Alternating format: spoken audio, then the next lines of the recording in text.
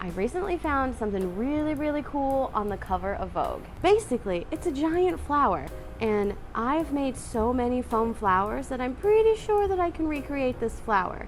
And I also think it's just gonna look really cool in my own shoots, and I kinda want it. So we're gonna make this flower today. Now, if you've been around here for a really long time, you might know that I have made my fair share of foam flowers. I have a tutorial on how to make foam flowers. I have a video of where I made a bunch of foam flowers for Mother's Day. So a foam flower project isn't like super out of my ballpark. But what's kind of difficult about this flower is the fact that it's giant. And I am used to making flowers that maybe are this big. This flower needs to be like this big. So I stopped at Michael's this morning really hoping that I was going to be able to get enough foam to make this flower, and when I got there were only 7 sheets of this. So I, in my studio, already have this much ready to go, so hopefully this can be like the small parts of the flower and these can be the bigger parts. But I'm super concerned that this isn't going to be enough foam. In fact, I'm pretty positive that it's not. Let's not even play like it's going to be. So I did get some spray paint, and oh my god, I hate spray painting foam so much when it's flower because it is just so hard to spray paint it to where everything is covered. Well, we're gonna deal with that later because that is a later Jess problem. But for now, we're going to get to cutting out some petals. Okay, so I am pausing cutting for a second. I don't want to cut these out because I'm afraid that if I cut these out, I'm going to actually need them the size that they are, and I don't want to cut any more out on this foam and actually need it.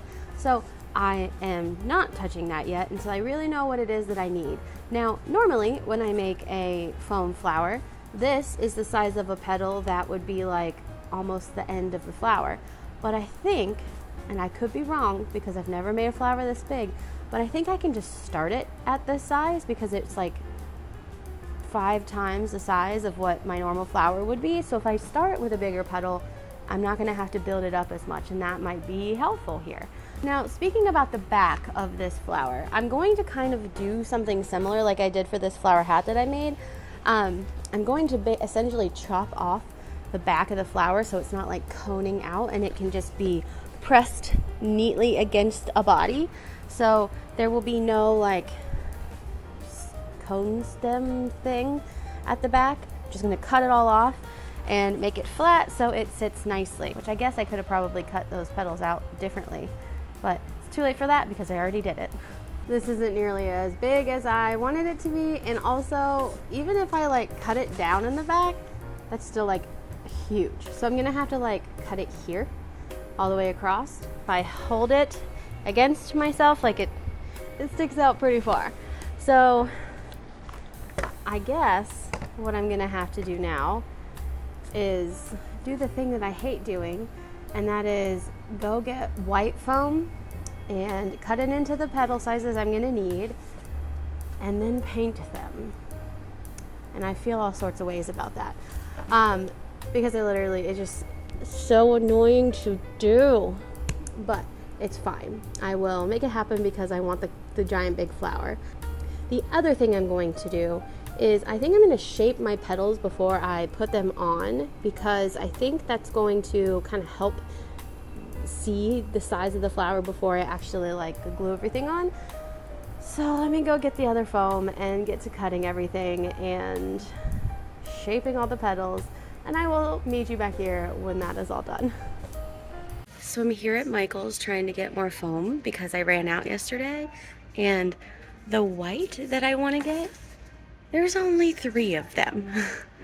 So some decisions are gonna have to be made. Luckily, right before I was leaving Michael's, they came out with a very small stack of white foam, so I was able to get a little bit more. I have 12 sheets instead of 3, so that was wonderful. But as I got in here, I pulled my flower back out that I finished working on yesterday, and it's pretty giant, and there's something I'm not loving here. It's just like way too tall here. So what I think I'm gonna do is, I actually like this red flower by itself, so that's great, but like what I think I'm gonna do is pull the red part out and replace it with some petals on their own, because for some reason this just seems like it was too small to begin with and got bigger obviously as it grew, but like it's just too this way. It needs to be a little flatter. So I'm gonna pull the red part out and go from there. So that's the plan for today. Let's get to tearing this out nicely and see if we can actually get it out, because it is all glued together. I don't want to rip anything badly. I will rip things probably.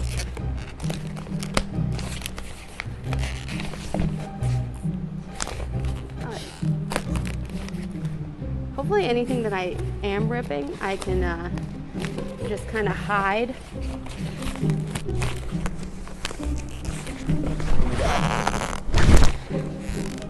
Maybe I should cut it. Ha! That's a really funny shape. Hopefully I have enough foam now, because I really don't have any more after this. This is it. I'm also going on vacation tomorrow, so like there's no more time to even go try and find more. So fingers crossed.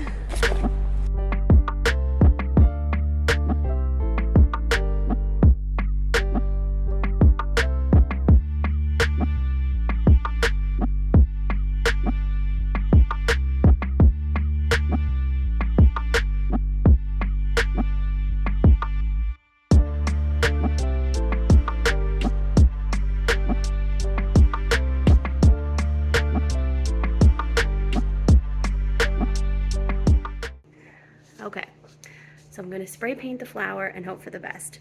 I really don't like doing this. I wish that it was just all red and I didn't have to.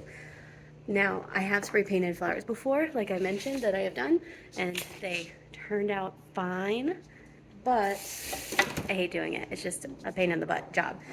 But I'm gonna get it done and hope for the best. And I'll see you all when it's finished. And it's done. And let me be super honest, it wasn't as bad as I was saying it was going to be, and it probably would have been if I had decided to paint under every single petal, but I didn't. I only painted where you could see it. So if one of the petals happens to move, you can definitely see white under there. And we're gonna pretend that that's not a thing. We're gonna pretend that that didn't happen. So it's all done. But I think it looks super cute, and I think it's gonna work really nice in photo shoots, and I can't wait to test it out on a not me person, because I am much better with seeing how props work when they're on somebody else versus me trying to photograph it at the same time. But I think it's gonna look really cool, and I think it's gonna give off the vibes that I was looking for. If you've made it this far in the video, I would love for you to tell me what kind of props and or dresses and or things you think I should make next. I need to make a list of those because I'm currently out of ideas. So if you have something cool to make, let me know below, and I will see you next time.